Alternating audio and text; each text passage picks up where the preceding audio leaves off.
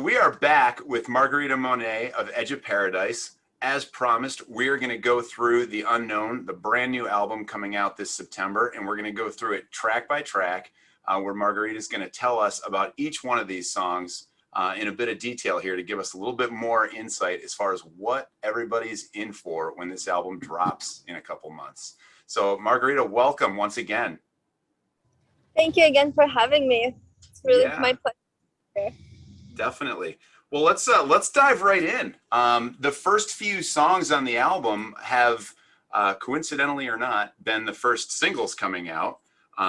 Digital Paradise just crossed 300,000 views on YouTube this past week, so congratulations on that. Thank you. And we'll start right there. Awesome. Yeah. So Digital Paradise was actually one of the first songs we wrote for the album, one of the first ideas. And at first it was more about exploring what it would be like to live forever. And then once the music started to take shape and it went into more of this industrial vibe, it became a little more heavy than originally. Originally it was very symphonic and cinematic. Then we added more of these industrial elements, and it turned into this digital corner where I started to explore maybe along with technology, living forever one day would be possible, but also asking the question what it would look like. And for example, if we did one day could upload our consciousness into a computer, the question is, would our soul go into it as well? Or would it just be a digital copy of ourselves? And we kind of leave this song open-ended. But like I love the sci-fi, not even sci-fi, but I love the scientific element of the song where, like, for example, there's a lot of research. They were able to map a brain of a fly and upload that into a computer. So technically something like this would be possible, whether it's in the near future or thousands of years from now, if humanity still exists. But we're almost living on the brink of this science fiction, so it was really fun to explore that. Yeah, that's really cool, and made for a really really neat video as well. So I think that was a great way to kick off the promotion for the upcoming album. Yeah, and it's one of those songs where it's really like you can let your imagination run wild, because imagine if we do exist in this digital space. In theory, you would be connected to everything. You could create your own reality. You could pretty much, it's pretty much as long as you have an open mind, you can create your own, reality, and just anything could be possible. You can be limitless. So yeah, we want to also have that have that feeling in the music of the song. So. Oh, that's really cool. That's really cool. And that's off and running, right? I mean, that track's been out for a little while and it's doing extremely well. Followed closely behind by the last single, My Method, Your Madness, well over 200,000 views on YouTube as well. Tell us a little bit about that one. Yeah, so that song, it's a little bit more heavier. It's more of, I would say, a metal track. And like the music video really showcases the band and like the feeling and the emotion of the band. Like if you would come to our live show, you would get that energy.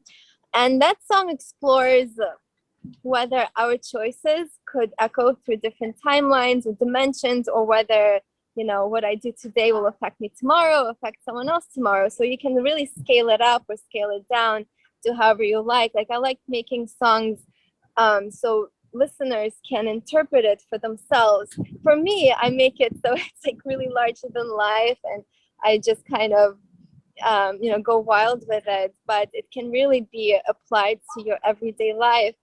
And like some of the words in the song, like choices echo through lifetime's final moments, and then it starts like everything starts again, so we're kind of in this cycle. So yeah, I mean, and I'm always interested to hear like what people what people, how people interpret it for themselves. But Mhm. yeah, that's kind of what it's about. Yeah, well, it's been out there for people to digest for a little bit too, Yeah. so I'm sure you'll get a chance for a lot more of that to come, which is really cool. Then the next one, the next single's dropping this Friday, July 30th, for the title track, The Unknown. And I know this is a really special one for you, so talk about that a little bit. Yeah, so that one is definitely the heart of the album, and it's one of those songs that wrote itself in a way, because I wrote it at the time where, like, we started writing the album and it was in the midst of the pandemic, and there was a lot of unknowns with the band, with the future of the world, and just, you know, I also kind of go in my head a lot, and I always think about, like, what is there to life? What is there anything after death? Like, why do these things happen? Like, why do these terrible things happen to good people? Or just, like, you know, questioning life a lot.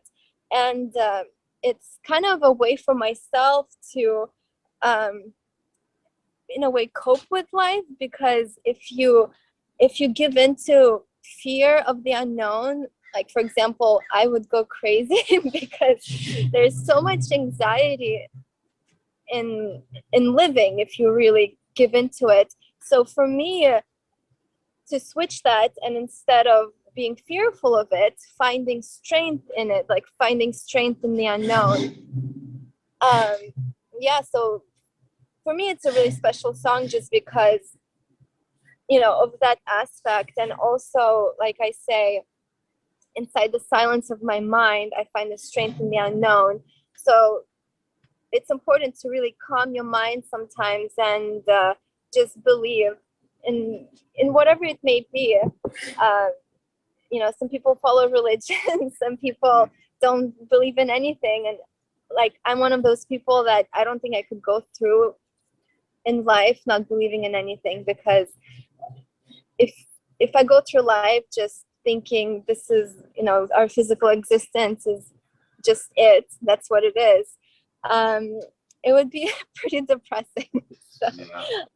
So I love to explore and believe, and just, yeah. Awesome. Well, I can't wait to see how that hits, and only 5 more days to find out. Yeah, So exactly. that'll be really cool. Well, very best of luck with that. I'm pretty confident that that's going to follow well in the footsteps of the first 2 singles of this album so far. So we shall see. And then, you know, again, I've posted my review. We've talked about it previously. I really love this entire album.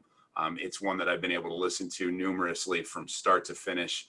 But the next one really jumps out for me. Tidal Wave is probably my personal favorite. So I can't wait to hear really what went into that and where it comes from. That song was actually the very first one we recorded. And that was the song where Mike was like, hey, Neil is here. Like, I was like, okay, let's do it. So it was the first song that we kind of learned how to work together, Mike, Neil, and then I re-sang it with Howard. I mostly re-sang the choruses, but yeah, it took a lot. Everything, you know, a lot goes into recording every song, but this really kind of, you know, jump started the album. And you know, lyrically, it was just when the pandemic started, our tours got canceled.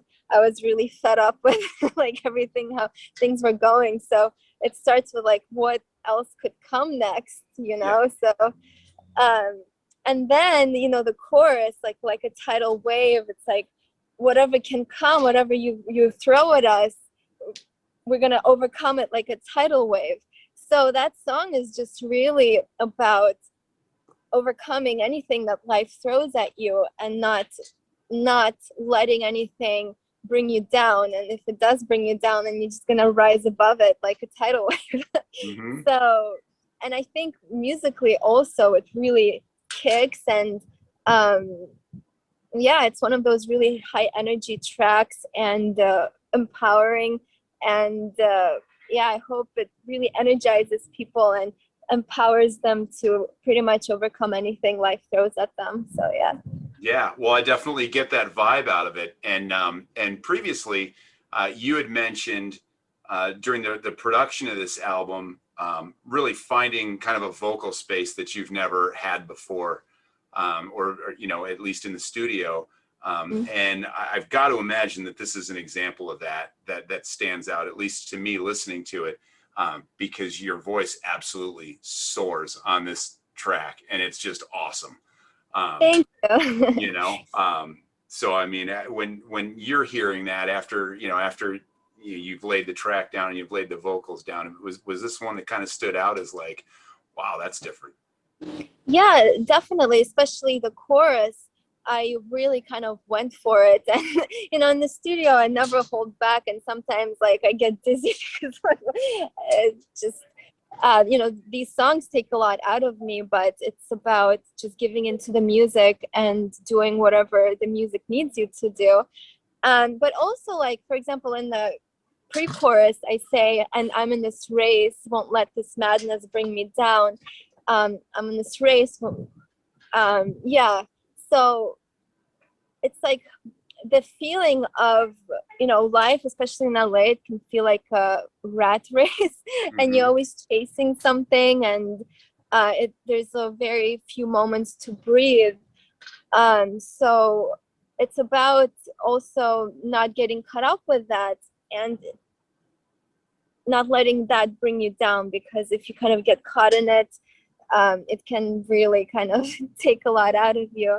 So I really like in the song that dynamically, like the pre-chorus does, you know, bring down the song so the chorus really hits. So with every song, I really want the music to also make the listener feel what the words mean. So almost like you don't even have to really listen to the song, you would just kind of feel it from the music.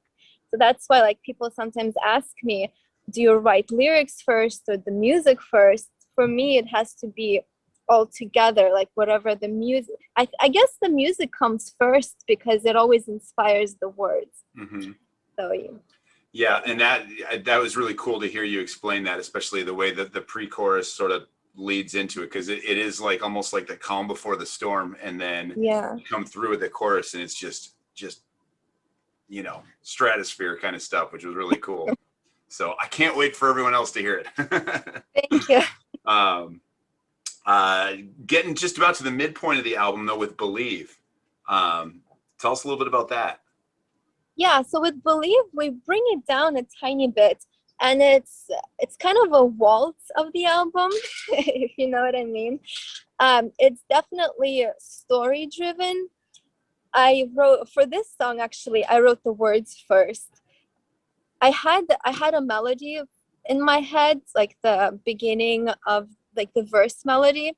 The chorus was still in the works, but the story, like it says, it all began of a night full of stars and a ring of light formed above, morphed through colors we've never seen, lit up the sky, was so surreal. It really paints a picture of this surreal world. Maybe if you imagine yourself being on another planet and like watching a sunset on another planet, you know, like really let your mind be free. And it's really fun to imagine what it would be like, you know, if you were in on some other world. But also, like, this song is really about opening your mind and believing, because for example, you know, some people are really like, no way, that's never possible, like it like they just close their mind to certain things. And I always say, like, can you imagine if you ask someone thousands of years ago and show them an iPhone? Like they would never believe like we could talk to each other like this. Right. So if humanity never imagined something that's beyond what we know right now, we would never move forward. So I think it's so important for humans to keep our minds open so we could maybe one day discover how to travel in, you know, through time, or how to travel through some, you know, other planet, or whatever it may be, or discover some cures for diseases. Yeah.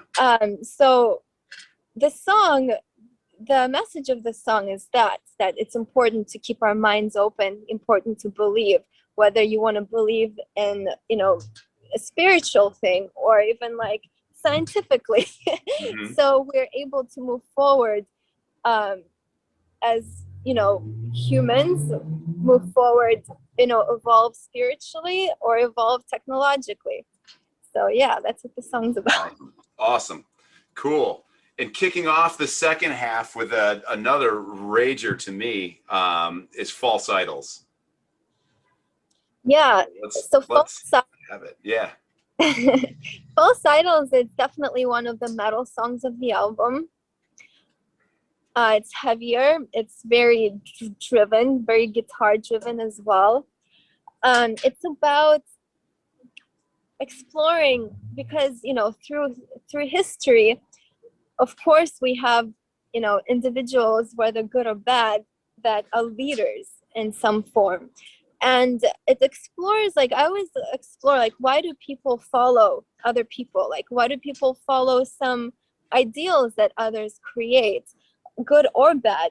And it can, you know, it can be like really back in history with the leaders, and like, why did some wars explode, and what, like, why do these things happen? But it also can be applied to like today's world, because I kind of think, what is it like to grow up in the world of TikTok, in the world of like Instagram? Like, can you imagine having an idol as like some TikTok star who you know, became famous by like taking their clothes off, or, you know, whatever it may be. There's definitely good, you know, really cool and creative people out there, and they're able to build a following. But then there's some people that make you like scratch your head and think like, how, you know, the young people of today are influenced by this, and how are they going to grow up being influenced by that? So it really explores, you know, yeah, like, why do we follow certain people or trends? Mm-hmm. And then also in the song, I think, like, for me, it was really important to, I'm looking at the lyrics, like, false idols, always on the path to warfare, always on the path to nowhere. Like, you know, I sometimes think what the world would look like if we never had wars, and we would put all our energy into discovery, into research, into just kind of move into culture, you know, like, what would our world look like today? Maybe we would be so far advanced because our resources wouldn't go to warfare, it wouldn't go into like fighting. You know? Yeah. So, Yeah, that's a worthwhile question, and you know, I think there's certainly a lot to kind of pick at with that, and definitely there's a lot going on here, and I think this is another one people are really going to enjoy. I mean, if my tastes are meaningful at all, then people will enjoy it, because it's definitely way up there for me. You Touch You Die, coming in at number 7 on the album. Talk us through that one. This one's really fun. For me, it's one of my favorites, just because I love kind of playing up an evil character, I would say. So in this song, it's all about artificial intelligence and asking questions. What if we do have this rise of artificial intelligence, which we're kind of heading that way anyway, but would it kind of take over humanity?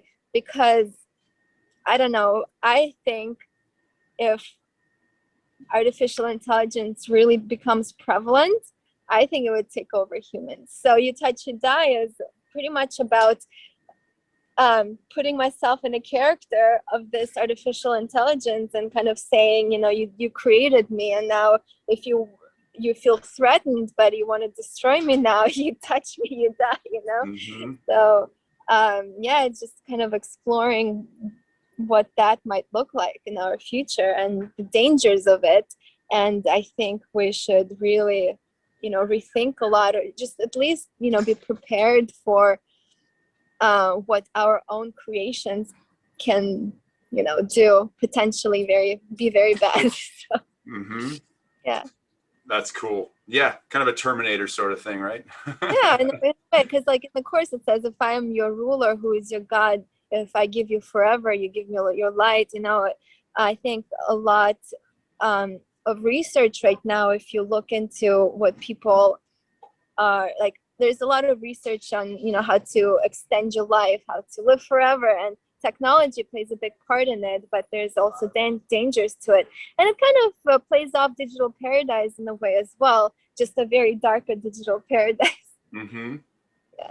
Yeah, no, and that's where, when we talked last time too, so there's where we would said I don't know that whether you would or wouldn't call it a concept album, right? But there is definitely a thread, as far as thematically, kind of, science and technology and these kind of themes are running throughout the album.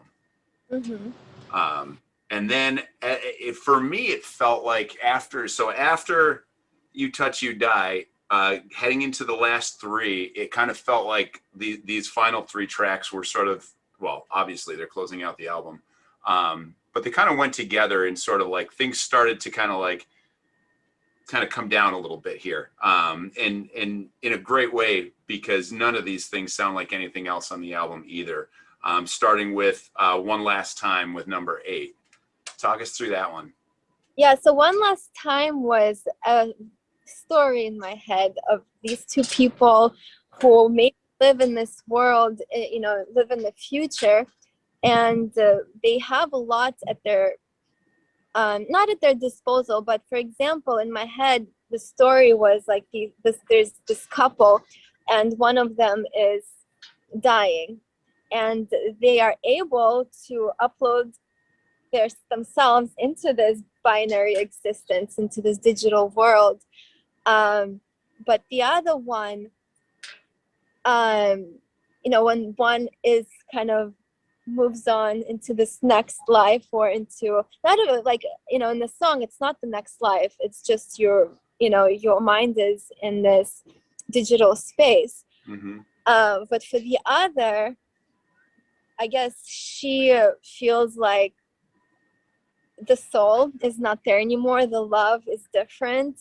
One last time, so for example, in the chorus, before you say goodbye, I want to love you one last time, because even though he or she would exist in this digital space, maybe in like this robot body or whatever it may be, the human connection would be lost, even though in this world you are still able to communicate. Mm-hmm. So this song is the other side of Digital Paradise, where it would, you are on the side where you don't believe that you're able to transfer your soul into the digital space. So this song is kind of like the tragic side of Digital Paradise. Yeah. No, well, that's cool. And that's really neat. With any song, it's fun to be able to connect to lyrics and to a song based on like what it means to you, right? But it is so cool, really, to get what was driving it, as the song was built, like really what went into the lyrics and that. So that's actually really neat. Thank you.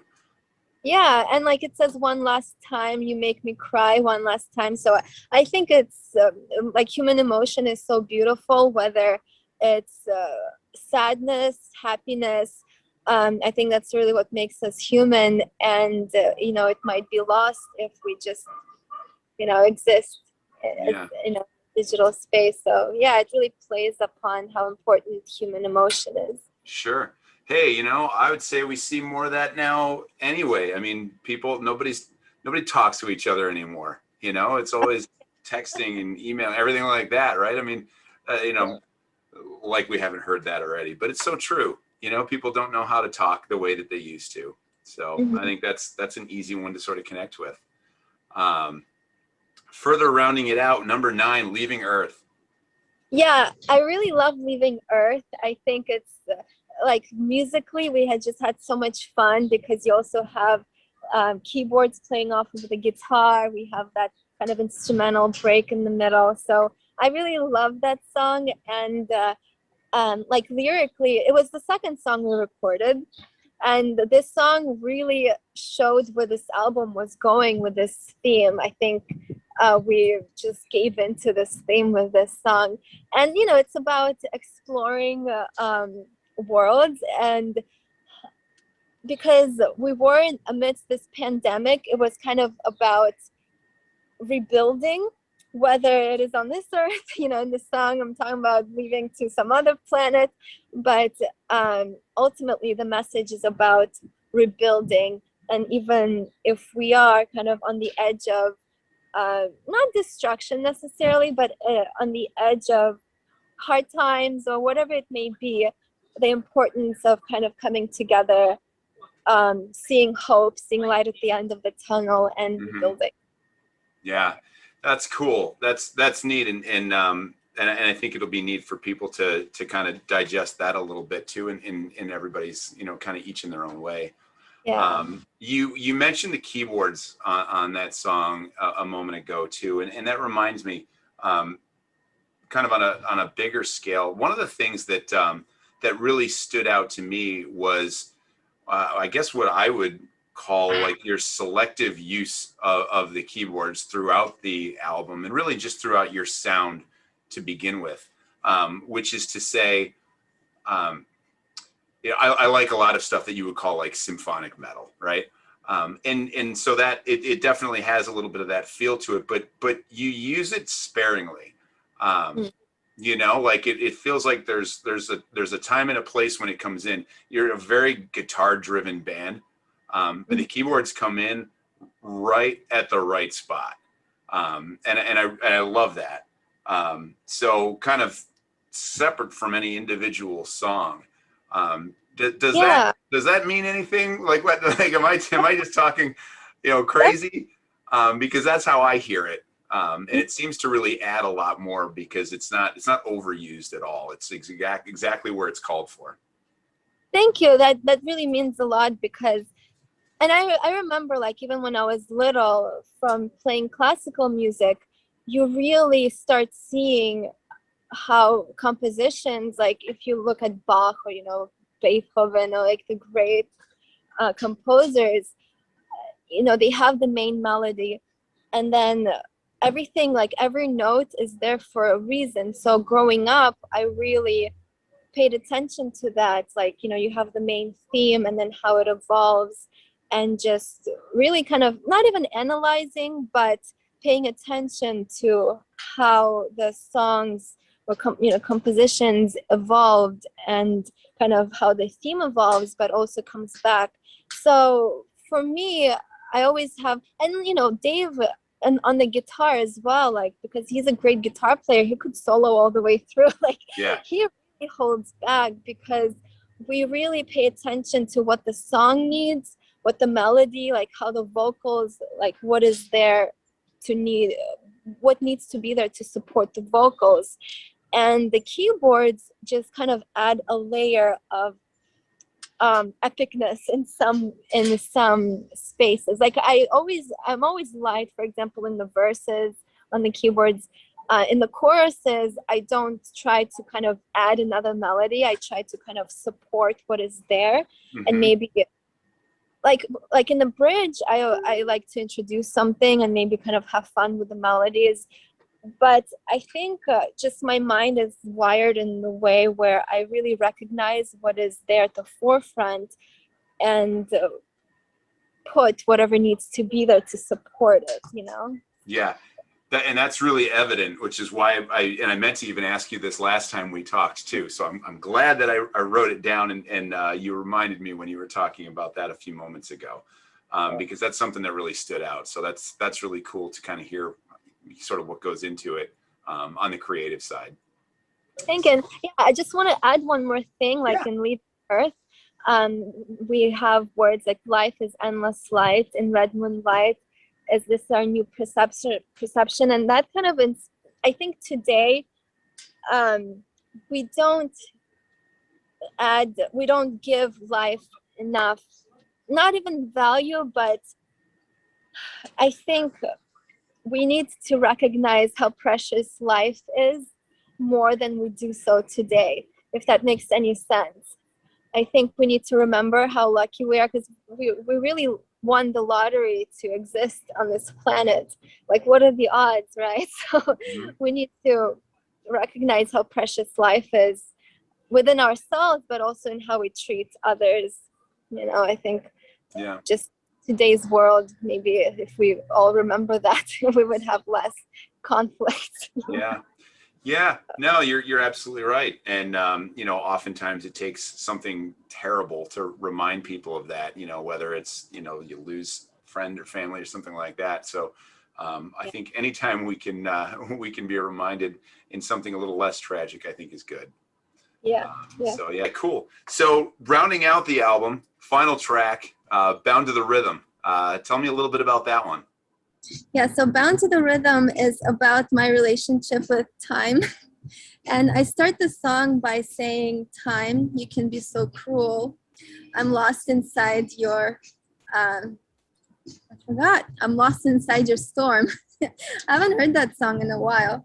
But the song is kind of about how, you know, as we get older, time can take a lot of things away from us, whether it's people we love, whether it's something you love to do but can't do it anymore because we're getting older. So it's about really confronting time and how it can be, you know, cruel, and also accepting that and in a way, you know, giving into it and embracing it in a positive way. I think like the chorus, I'm bound to the rhythm, lost inside your storm, and the music kind of really takes you away, like takes you on this kind of dance with life, Yeah. dance with time. And yeah, just whether it's good or bad, it is what it is. And that's why believe in the unknown, because maybe on the other side something else awaits that's exciting. So Yeah. that's Yeah. kind of what it's about. And like the ending of the song, it's it sounds like a spaceship taking off. Hmm. So you can interpret it as like crossing over into the unknown or just leaving the planet or whatever it may be. But I think it closes the album out nicely. Yeah. I No. I think, yeah. Yeah, no, I definitely agree. I think it start to finish, this album is a really great experience, and I think it's going to be awesome for people to kind of take it in whole, if you will, right? Overall, a very uplifting message.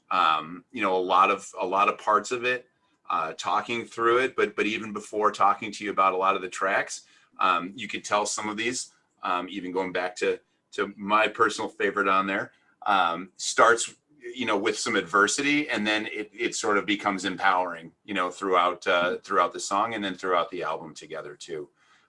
And I think people are going to respond really well to that. So that's Thank really cool. you. Yeah. Yeah, and I do want it to be empowering.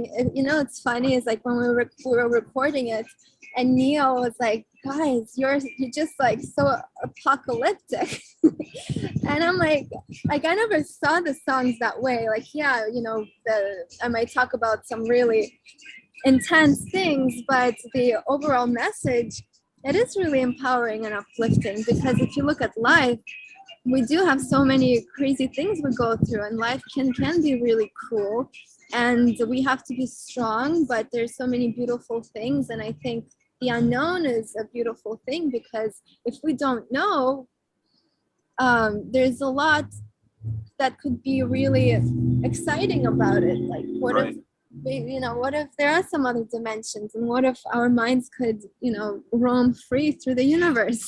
Right now we're kind of bound to our bodies and this physical world. Yeah. So Yeah. Endless possibilities. But yeah, the unknown is one as well. You start the song posing the question, right?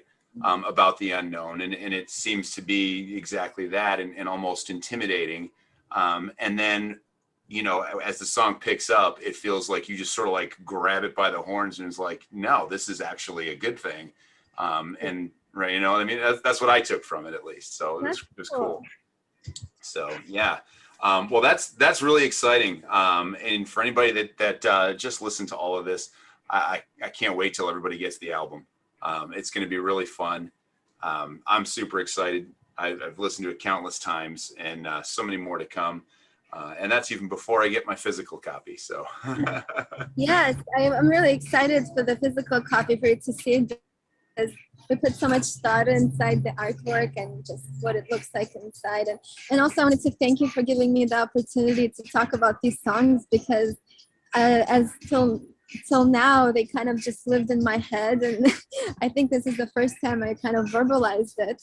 So and it's, you know, it's kind of difficult for me a little bit to verbalize, because I have like all these like I see songs in pictures. That's why I like to paint it. Because like I see these kind of almost movies in my head when I make these songs. So to put it into words that is not just lyrics, it's fun for me, but it's also, you know, it's a bit of an kind of exercise. hard. Yeah, it was fun. Thank you. Well, then I thank you for agreeing to do it, because it was really cool. And you know, for any fan, I think it's exciting.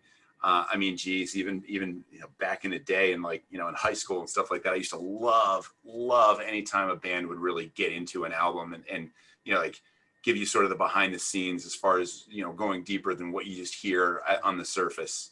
You know, so it was really cool. So I'm really excited that that we had the opportunity to do that today. Thank you. So definitely. Margarita, thank you so much for your time this afternoon. I really enjoyed chatting about the new album. Loved hearing you go through track by track. Can't wait till September for everybody to get a chance to listen to this whole thing. Thank you. Thank you so much for your support, and it's very inspiring to me, so thank you. Absolutely. Have an awesome day, and I really look forward to talking to you again soon. Likewise. All right, take care. Bye-bye.